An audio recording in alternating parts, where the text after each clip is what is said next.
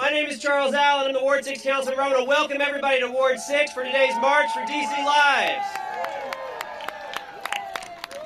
We're going to go and get our program started. The mayor's on her way, but most importantly, we have some important young voices, student voices, young voices who are going to lead the way today.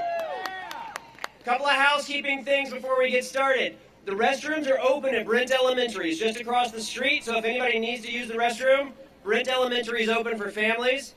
When we march, when we step off, we're going to be leaving from this corner to my left, and we're going to head off that way. But we've got some great speakers that we want to hear from first before we get to that point.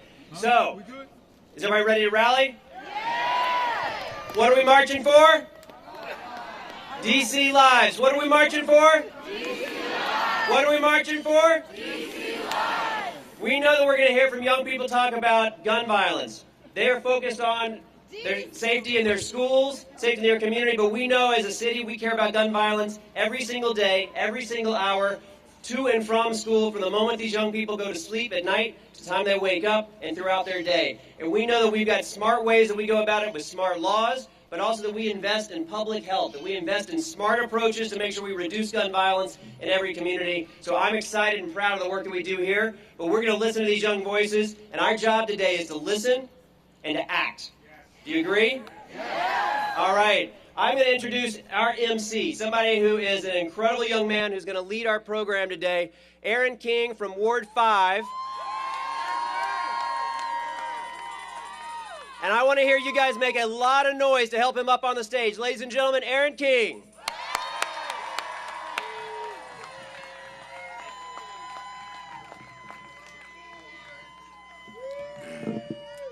Good morning, everyone. Great. Are you all ready to march? Because this issue matters. It matters. My name is Aaron King, and I'm a senior at Woodrow Wilson High School. Thank you all for coming out to support this very important movement. After the Parkland shooting, students decided to take action. That action was the March for Our Lives movement. Students all across the U.S. are joining here today in the nation's capital to encourage Congress to change gun laws to ensure the safety of students. I organized a core group of students at Wilson to promote this march because this issue is no stranger to youth in D.C. Many of us know someone who has been a victim of gun violence or have had a personal experience with gun violence. I myself lost a cousin. His name was Kevin Allen, and he was simply trying to help another friend and ended up losing his life. I knew students like Jamari Sidnor. I worked my first summer job with her, and she was a Wilson Tiger. I knew Zaire Kelly, who was a student in the College Bound program with me. Two amazing students we've lost.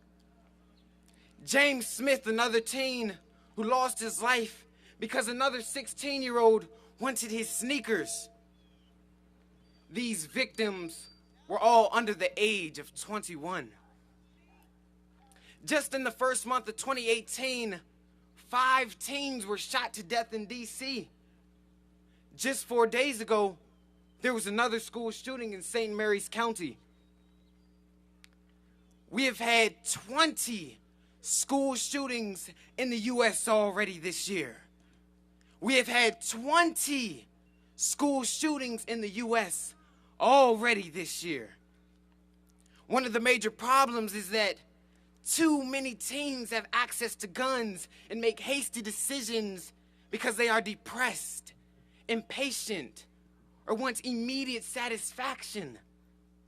The outcome is usually lives are ruined and lost. We should not be focusing on safety as students. Our focus should be on learning and graduating. For our society, gun violence has become too normal, and we need to change what is normal. Our normal should be that we all go to college, we all graduate from high school and prepare for a viable career and go to college and finish. But not just finish, reach back and help our community. In October 2017, I organized an event, which I called the Peace Picnic, an effort to help unite the Blue Divide and to build a better relationship with law enforcement and citizens in the community.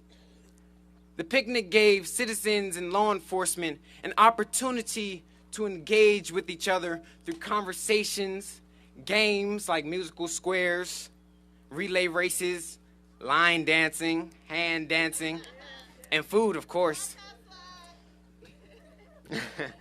And I also had guest speakers to discuss issues that affect our community.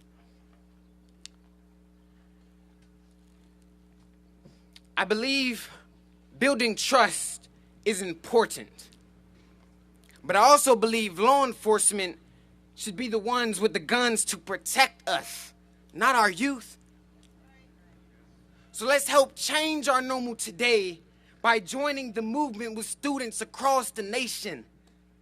This is a great start towards making a change to our normal by encouraging Congress to change gun laws.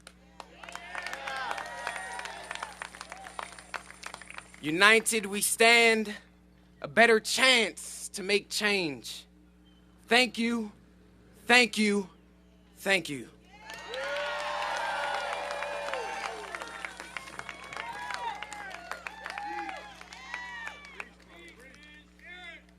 This morning, before we join the rest of the country on Pennsylvania Avenue, we will have our first speaker, who is Nehemiah Sellers from Ward 7 and who attends District of Columbia International, and also a young man who won a Frederick Douglass speaking competitions. Let's give it up for Nehemiah.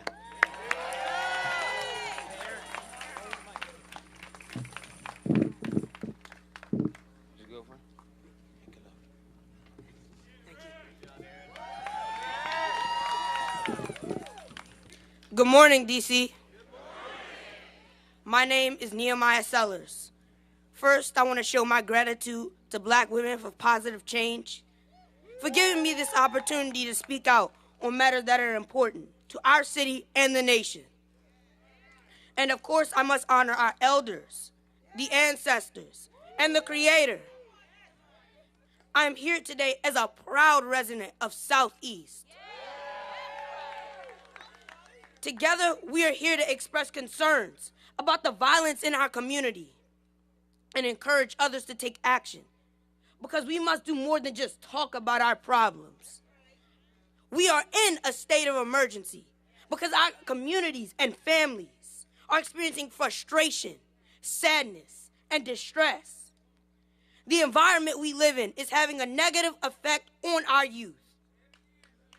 Many years ago, one of our great leaders, Malcolm X, said that education is the passport to the future, for tomorrow belongs to those who prepare for it today.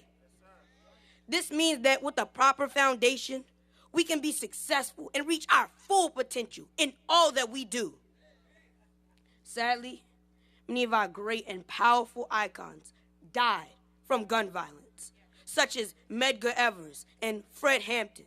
More recently, we have also seen the tragic examples of Trayvon Martin, Tamir Rice, Rekia Boyd, and many more. It is important that we say their names, to honor them, and remember how they inspired protest and change. In one of his less-known speeches, Dr. King asked the very important question, where do we go from here? He asked this question because he wanted to devise a plan to elevate us to a greater level of consciousness. Our leaders spoke out against injustice, racism, and violence, and together we can do the same. We have felt the pain of violence right here in DC.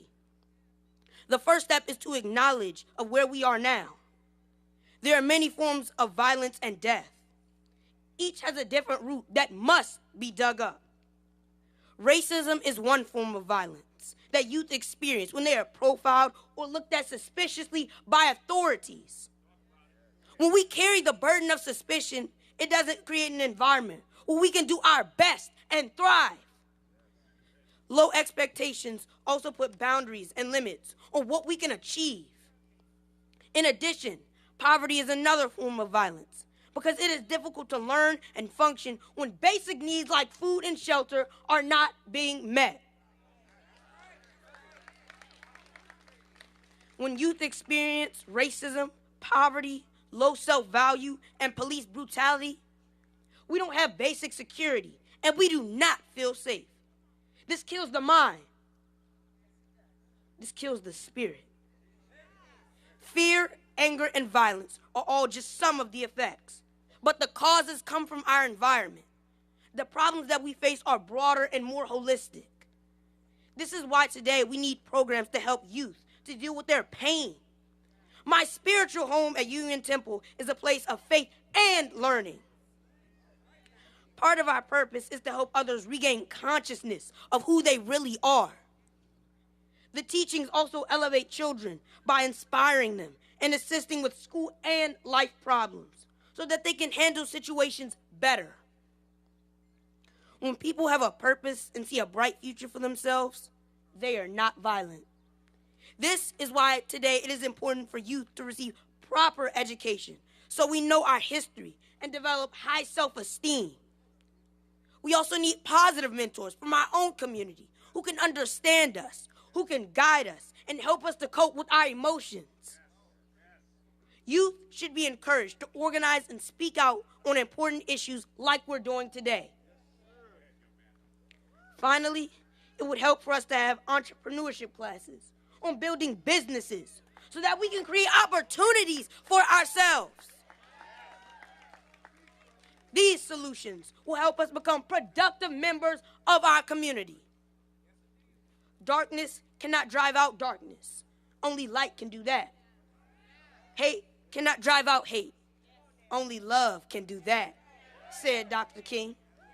The problems in our environment put youth in harmful and dangerous situations that create the crime and violence we experience. Dr. King acknowledges that the darkness that holds our community can only be driven out by the light of our inner spirit.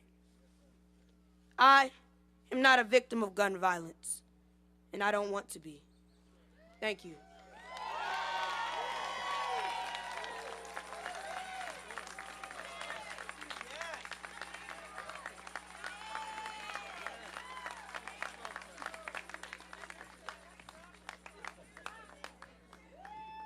What a wonderful speech. What a wonderful speech. Let's give another round of applause.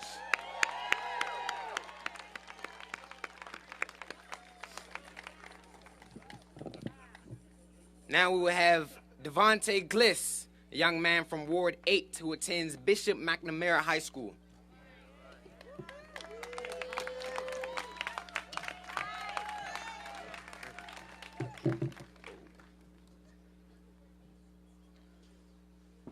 Good morning.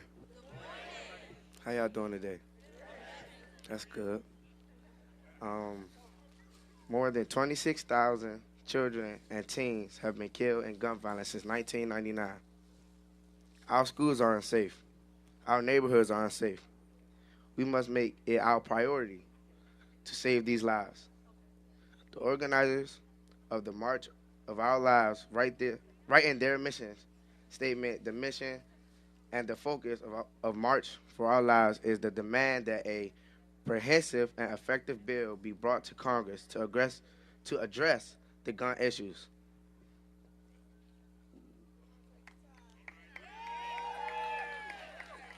I would like to thank the DC chapter of Moms Demand Actions and other guests on the panel today for inviting me here today. This is my story. May 25th, 2015, my mom and I were enjoying a community event. If I could rewrite history, I would change the day a senseless act of gun violence rocked my world. My heart was broken. My first love was gone. Her name, Tamara Gliss, my mom. Today I stand before you to make a plea that we take action and stand united as one voice to stop the violence. As we march to let our government know we need you to act now. This is something that has gone on for too long. Our streets have been affected, and we are not safe in our schools. In a perfect world, I would love if we traded the purchase of guns and bullets for books. As I close today, we will hear these words a lot: to stop the gun violence. What if we march to end the violence? This is the resolution we need. Thank you.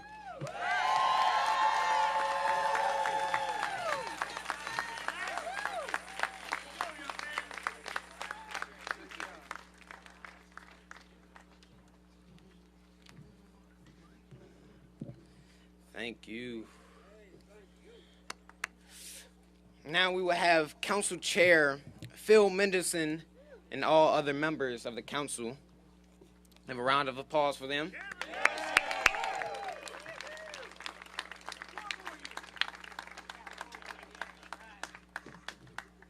Thank you. I'm taking my jacket off so that you can see the T-shirt. Good morning. Good morning. What is it that we're saying? Enough is? Enough is? Enough is? Little housekeeping. First of all, I was told we're going to be very brief, and we should be brief because we're the adults, and this is really about the students. That's right. The students taking back our society. I was told to announce that the Board of Elections has a table in the back. Am I right? A table in the very back. Get these young folks registered. So that those who are not registered, and particularly the students who will be 18 by November, because they can vote in the primary, I believe. Pre-registered 16. Pre-registered 16. So we want everybody to register to vote. That's important. So this is about the kids. And it makes such a difference. And I have to say, and I should introduce my colleagues who are here. Robert White, at large. Kenyon McDuffie, Ward 5. Charles Allen, Ward 6, whom you've already heard from. David Grasso, at large. Vince Gray, former mayor in Ward 7. Alyssa Silverman, at large.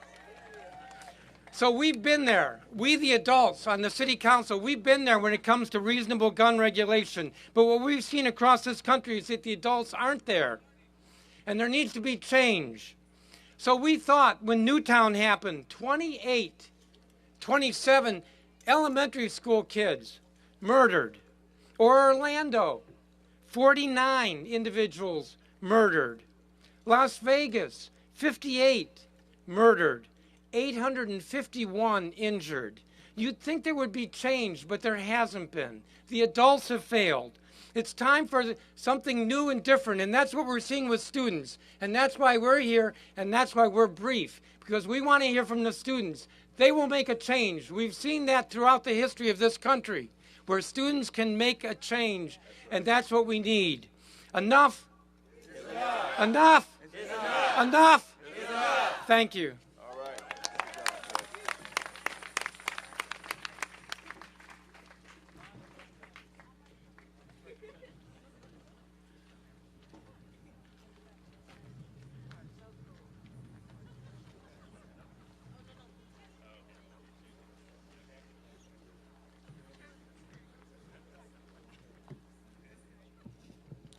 And now we will have a wonderful poetry reading by Imani Romney, who's from Ward 6 and attends Richard Wright Public Charter School. Thank you. Hello, my name is Imani Romney, and I attend Richard Wright Public Charter School. I had a friend ask me, if this same shooting, a same situation like this happened in our school, will we get the same amount of press? A school of color? I told her, I don't know. But that doesn't mean that we should stop fighting. And that doesn't mean that we should sit back and watch and let more of these things happen. I've seen lives in my own neighborhood being taken away. I thought that I wasn't that close to this. But it turns out it can happen to anybody. And I have this poem today to show that if it were to happen to someone who looked like me, who goes to schools like me, that it would matter. Because they are to America. I am America. I salute at a flag that you say isn't mine. I live in a nation that the slaves outlined, and I walk on the soil that opportunity left behind. I am America.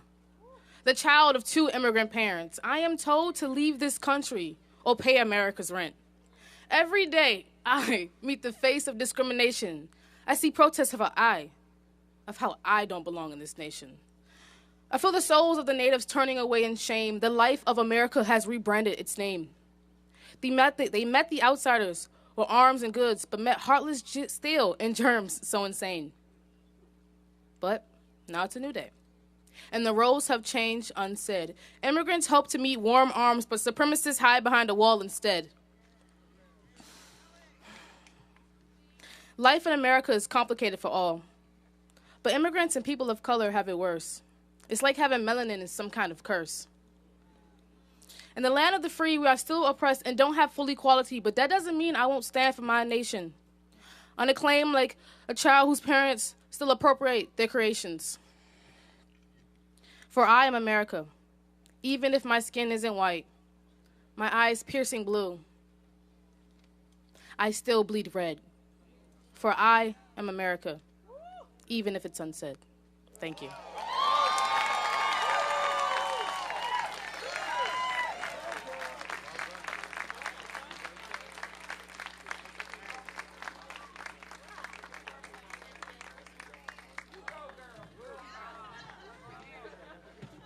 Another round of applause, folks. Amazing, amazing. And now, I have the honor to introduce our mayor, Muriel Bowser, for the District of Columbia.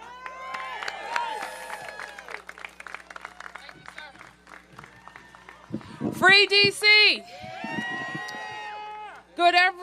Good morning, everybody. I am bringing you greetings on behalf of every Washingtonian who, like you and me, are tired of gun violence on our streets, in our neighborhoods, in our schools, in every city in America, and in our suburbs. And we are here to demand action. I want to thank all the members of the Council of the District of Columbia. Let's give them a big round of applause.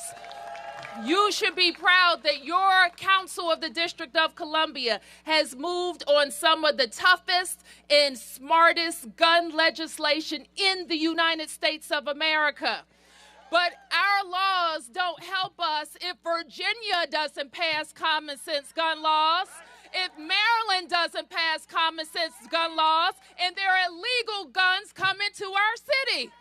That is why we need federal action, so we have gun laws that affect every state and the next state in the United States of America, Washington, D.C.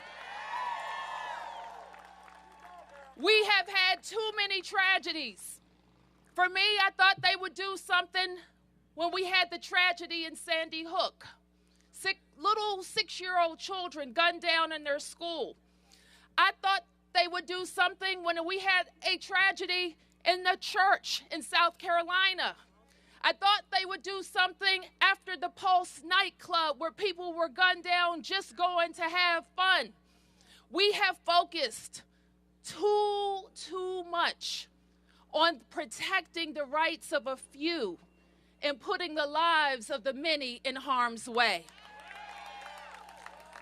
We can have a Second Amendment and have common sense gun laws, and that's what we demand today. We are here to remember the lives of Zaire Kelly, of Stephen Slaughter, of Jamari Sidnor, young people who didn't even reach the age where they could graduate from high school and college and raise their own families. DC residents who died too soon at the end of senseless gun violence. We can and must do better by our children.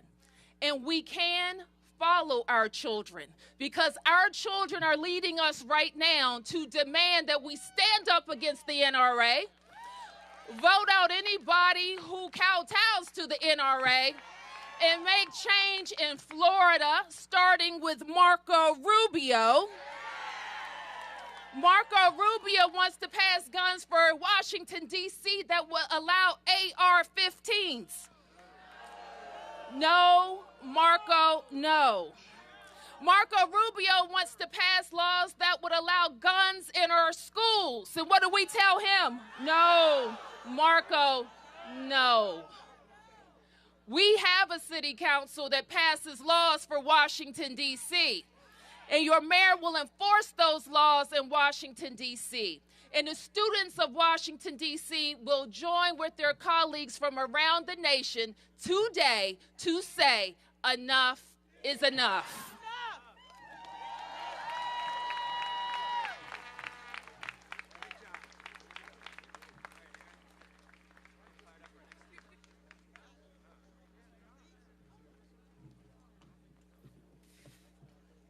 And now we will have Nevaeh Williams from Ward 8 who attends National Collegiate Prep.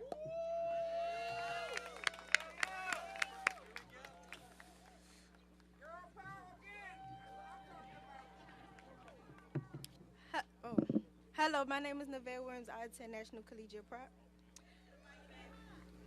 There's no such thing as wrong place or wrong time when the place is a school. And unfortunately, way too often, schools has become the worst place due to mass shootings. I go to school every day to learn and do my favorite activities such as volleyball and hanging out with friends. I don't go to school to have to fear for my life and also my peers too. When a child loses a parent, that child is called an orphan. But because of how terrible an incident it is for a parent to lose a child, there's no word to describe it. These moments disrupt the natural circle of life by putting a violent stop to all their untapped potential. The U.S. has the largest number of mass shootings, and these mass shootings keep happening in schools. Schools have to have stricter policies to increase safety in schools. We all should feel safe in a school no matter the environment. If you are not safe, you cannot learn, and I want to learn every day, not worry about my safety. I believe that by teaching children about the dangers of guns, gun violence can end not just in schools, but everywhere. Almost every week, someone in my community dies due to gun violence, and no one says a thing. Will this march help all lives, including the people of minority, or the lives that they think matter? It is sad to say that it took a mass shooting in Florida for people to start realizing that it's a danger and for people to start doing something about it.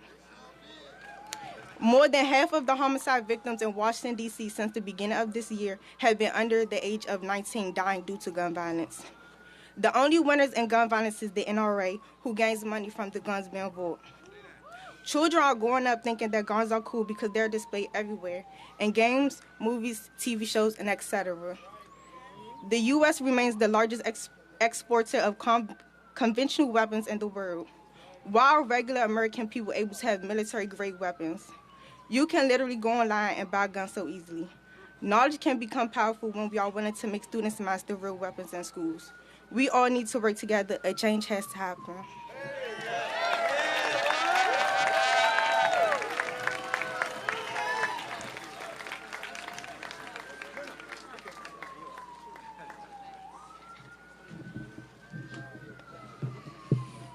Now we will have Lauren Renford from Ward 7 who attends Thurgood Marshall Academy and is also a part of the Marion Barry Youth Leadership Institute.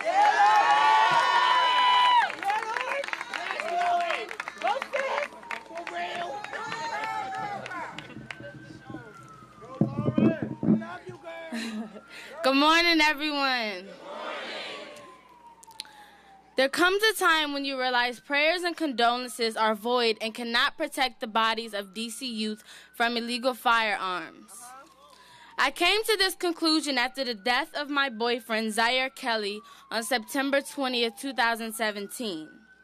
2 deaths followed in the span of 10 days. Andrew Cook, Marcus Shepard. These are only 3 names of 89 killed by a gun last year in our city. Gentrification is one factor of many, placing black residents into the poorest corners of the district, with gun trafficking stealing the lives of my generation. We as youth has dramatized this epidemic.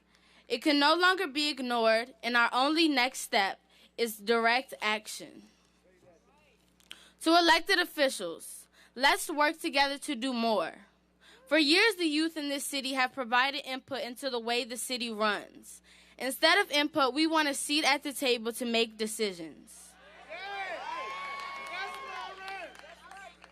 The work of the youth will remain in vain if you do not fulfill your duty of protecting the city. I play my own active role in raising awareness about this issue that is specific to D.C. After the death of Zaire, I created a petition to create a community mirror that would start the conversation across all worlds and honor the many faces of slain youth. It was quickly clear by the thousands of signatures that this aspiration is shared by my community. However, I cannot find a wall. DC, will you help me find a wall? But a place to remember these young leaders we have lost does not help address the solutions to how we can prevent more loss. We need a more thorough investigation of gun trafficking. There are 0 gun stores in the city. Our neighboring city needs to tighten their gun laws, Maryland and Virginia. Another solution is the creation of a program that mentors the young people pulling the triggers. The answer is not locking these young men behind bars and releasing them when they exhibit good behavior. The answer is acknowledging that these young people are human and healing from their past traumas. Living in a part of the city where people do not have equal access to resources creates a subconscious need to rob their brothers and sisters of their materialistic items, or in most cases, their own lives. I am marching for the college-bound black girl who could not attend FAMU in the fall because she was struck by stray bullets. I am marching for my boyfriend who was murdered before he could even apply to FAMU.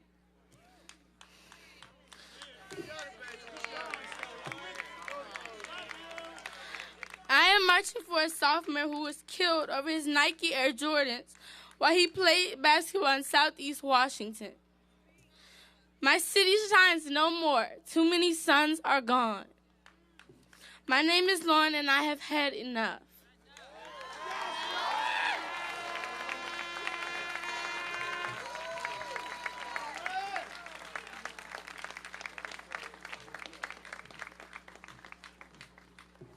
Let's give another round of applause.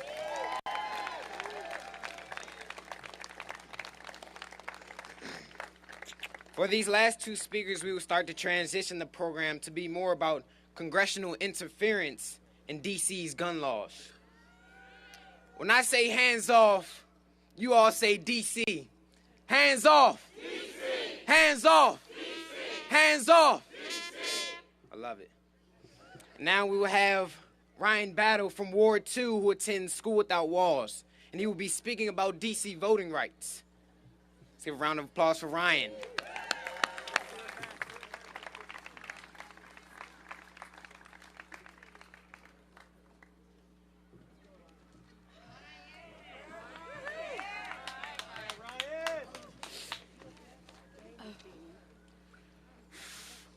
Good morning. Come on, you guys sound asleep. We can do better than that. We're here to rally for life. Good morning. Today,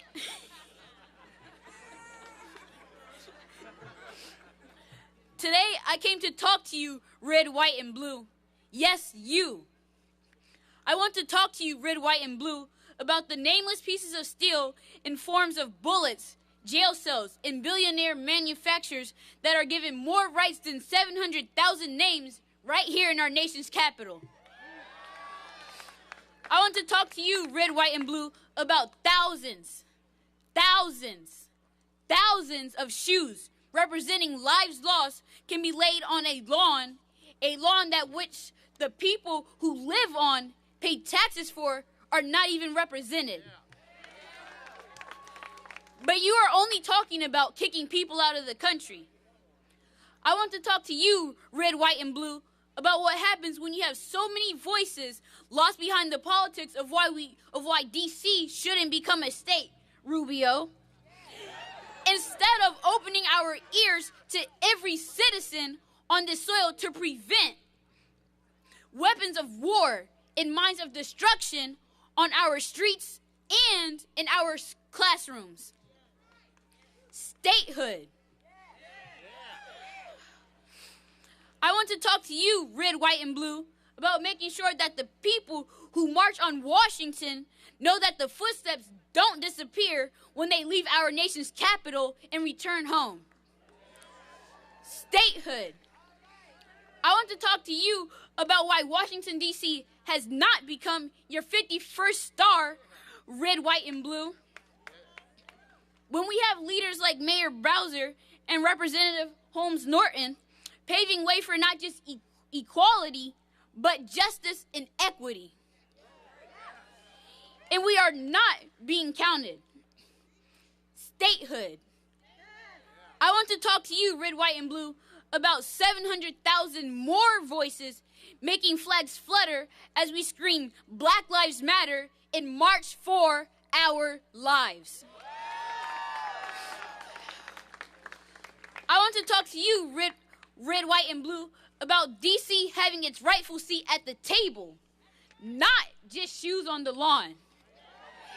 A seat at the table as the 51st state of the United States of America. United States of America. Finally, I'm talking to you, red, white, and blue. That means I'm talking to you too. You, here in this crowd, residents and non-residents. It was once said by the father of tragedy that from a small seed, a mighty trunk will grow. You matter. Your voice, your seed matters. Lift it. Fight for us to be the 51st state. And we promise to be the seed in the red, white, and blue to show you what a mighty tree of life looks like. A mighty tree of life, liberty, and the pursuit of happiness.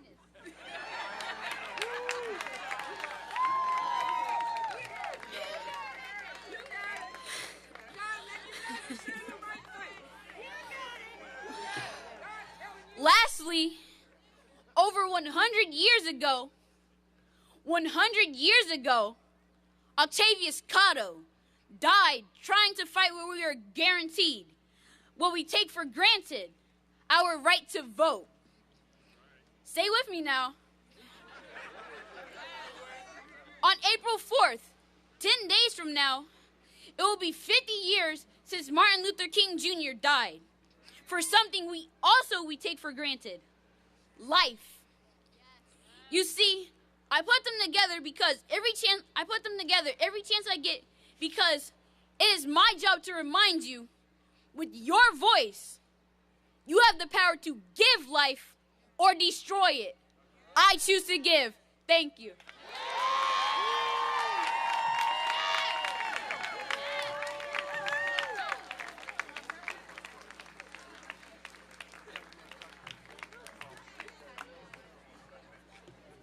Wonderful. Wonderful. Come on, give it up for him. Wonderful. Wonderful.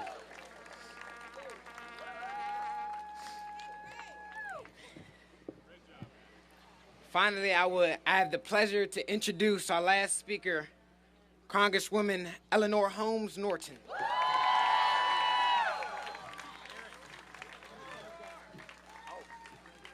Thank you, DC, for being here. We're pleased to welcome millions who want strong gun laws. We're here to save our strong gun laws.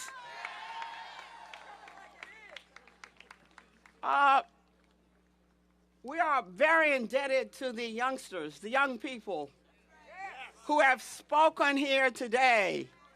They are the leaders of a new American movement.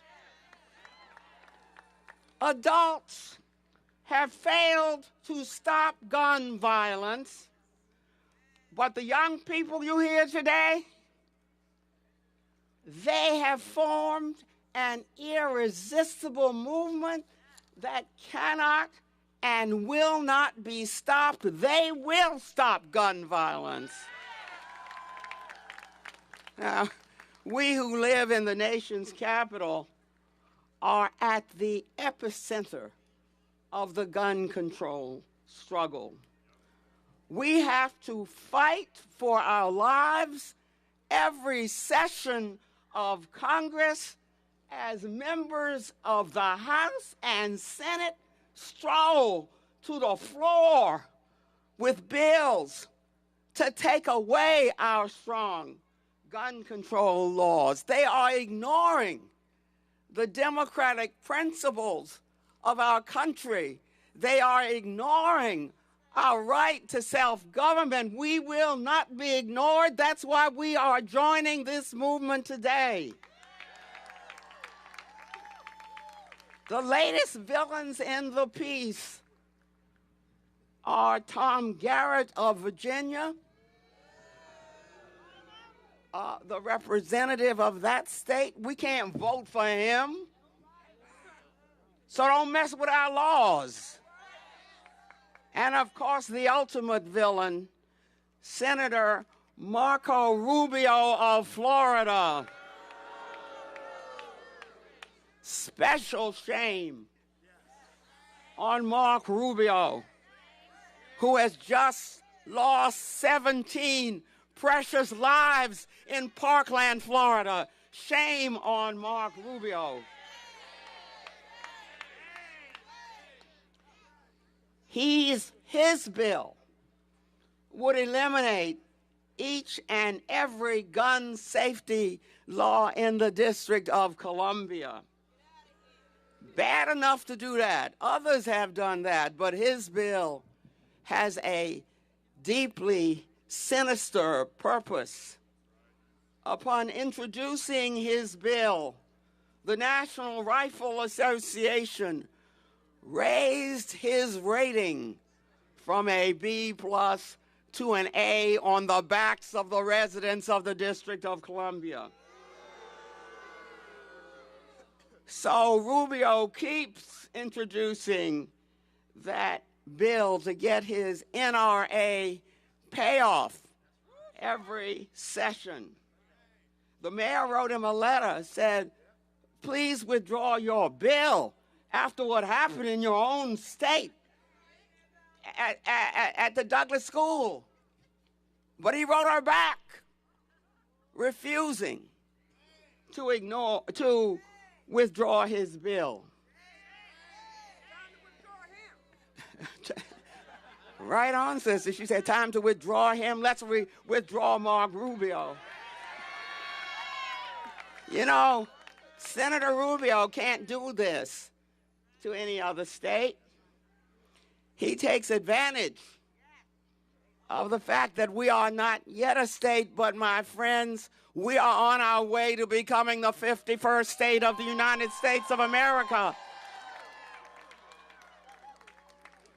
But step back, Rubio. We have shown him you don't have to be a state to stop his bill.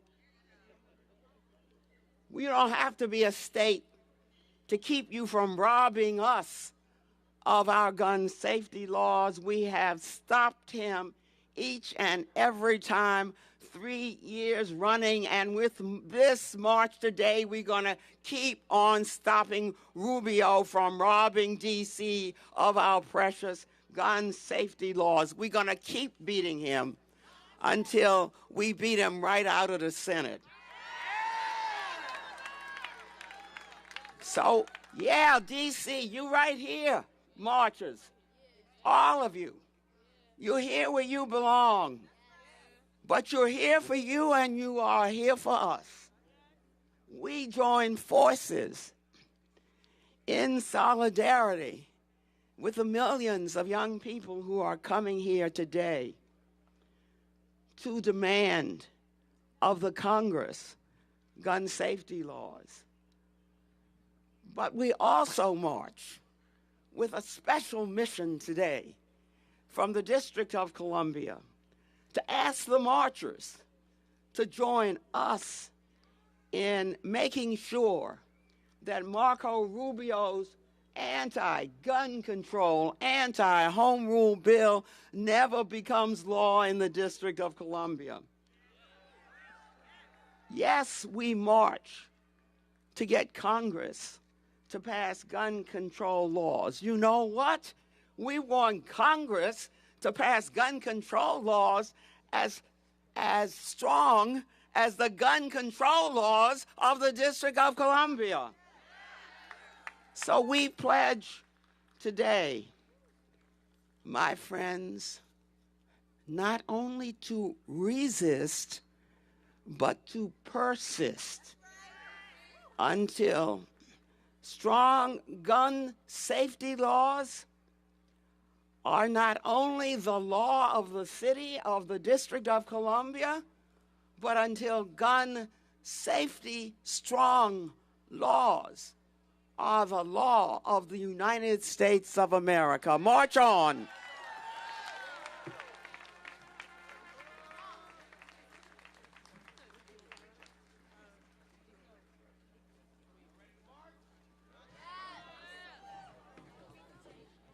We have one final speaker, everyone.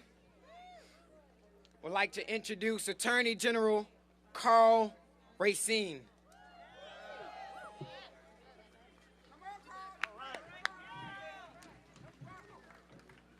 Okay.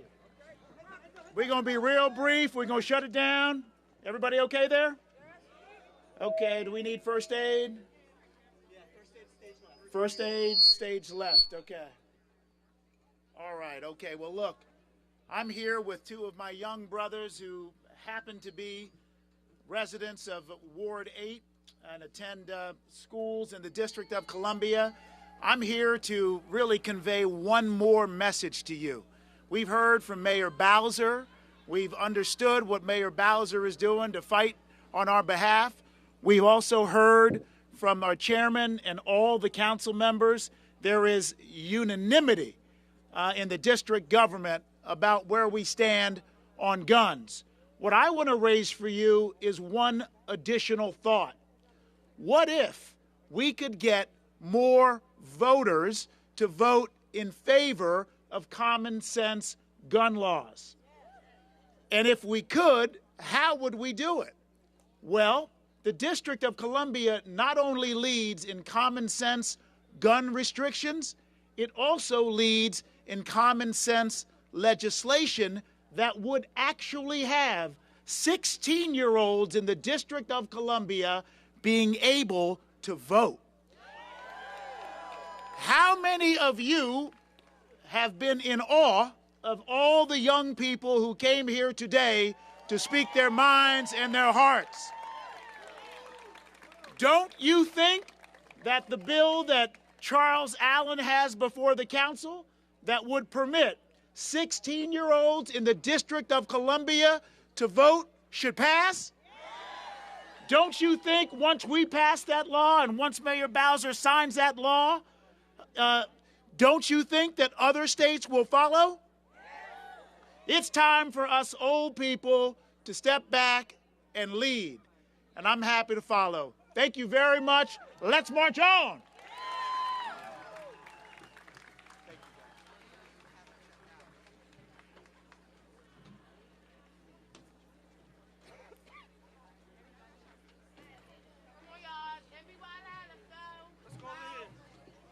Hey, everybody, I'm Michael Brown.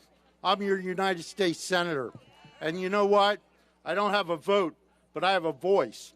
And we all have a voice. And we should be out here troubling the water, okay? Make no mistake what we're doing today. We're standing up to bullies. We're standing up to gun owners that think the only way to protect their Second Amendment right is on the backs of our children. We're standing up to the NRA that acts like a public interest group but is an industry lobbyist that only cares about selling guns. And we're standing up to a Congress that turns its back on doing what they know is right. And I'm the senator from the District of Columbia. I was elected to represent you, not Marco Rubio. And I don't have a vote, but I have a voice. And I say to Senator Rubio, we're done. Don't change our gun laws. Now, guys, we got to get fired up to go out there. So say this with me. Dump the guns, save the children. We have no more lives to give. Come on. Dump the guns, save the children. We have no more lives to give. Dump the guns, save the children. We have no more lives to give. Thank you.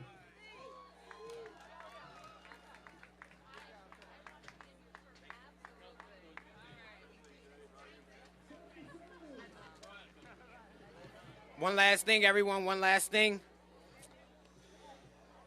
In a few minutes, we will be leaving for the National March over there from the northwest corner of the park. And one last thing. When I say hands off, you all say DC. Hands off. DC. Hands off. DC. Hands off. DC. Hands off. DC. Thank you.